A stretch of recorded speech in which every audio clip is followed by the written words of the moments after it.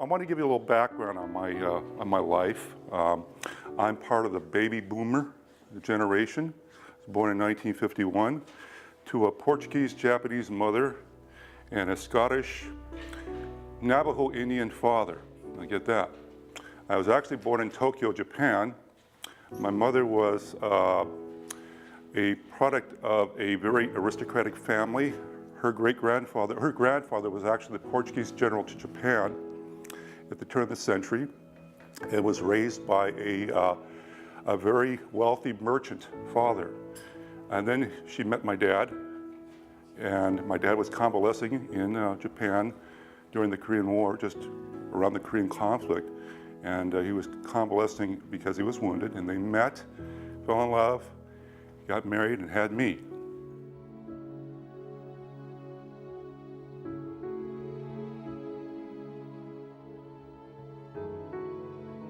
I had a tour of duty in Europe, and then I decided I wanted to live in Europe. So I stayed in Europe for another couple of years.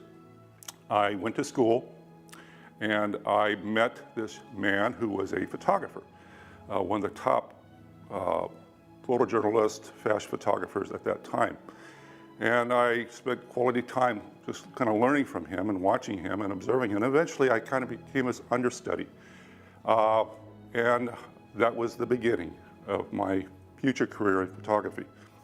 After leaving Europe, coming back to the States, I finished my education, started Korean teaching, and then as a kind of a supplement, because I wasn't paid very well, as most school teachers weren't, I started a part-time photography business, just, dabbling and just taking pictures of kids and stuff. One day, this couple came to me and said, a friend, would you take my wedding photographs? And I said, I don't know anything about weddings. And she said, that's okay. We don't have a lot of money, so we'd like to have someone take our pictures. And we know that you like to do part-time photography. So I took photographs for them, scared to death, and they loved the results. They loved the results, and I got $300 out of it. Now, $300 was half my salary for a month. And I go, whoa. This is awesome. I can make $300 in doing one day's job.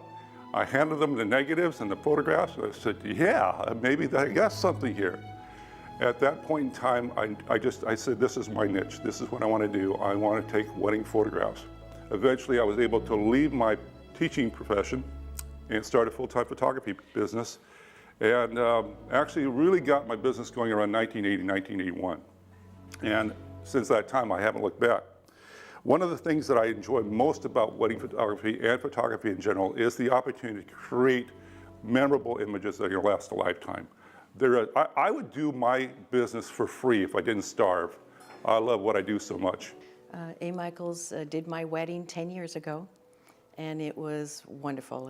He did so many different poses, got all the family shots, did the reception, and I was very pleased with the work. Michael has done a number of things for me as well as for my husband, who's a dentist.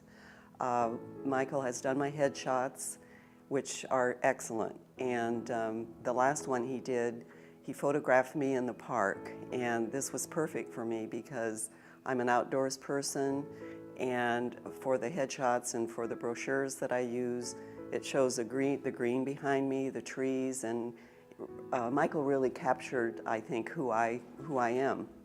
And then the other thing, a major thing that Michael did for us is he photographed my son's wedding, and it was a backyard wedding, and he just did an excellent job.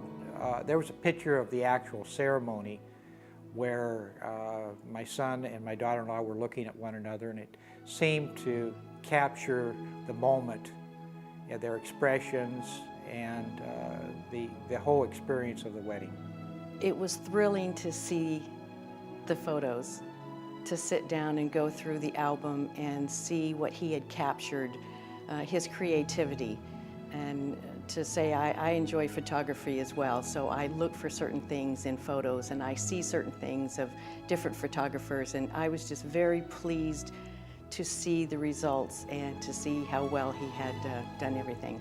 He does everything with such care, and really, for example, with my my son and daughter-in-law. He met with them, he learned about them, he found out what they wanted, and then this being a very personal wedding,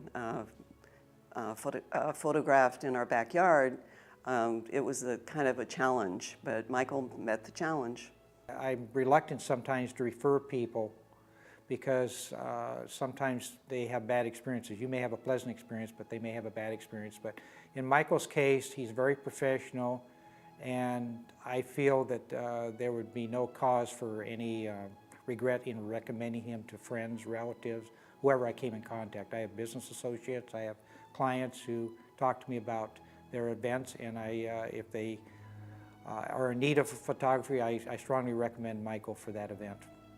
Just capturing the moment, capturing expressions, capturing the family and the smiles on everyone's faces, and even events at the reception where you don't normally see it as the bride, but you see it in the photos afterwards to see what people did that you didn't quite catch because you were off in your moment as well.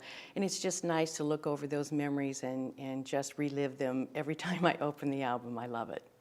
I think he's the top photographer in this whole area, so I have no reservations in recommending Michael. The portrait that we chose to enlarge and put on our wall, it's just so special because just the looks on our faces. I just love walking by that wall and glancing at that photo and remembering the day that it was taken.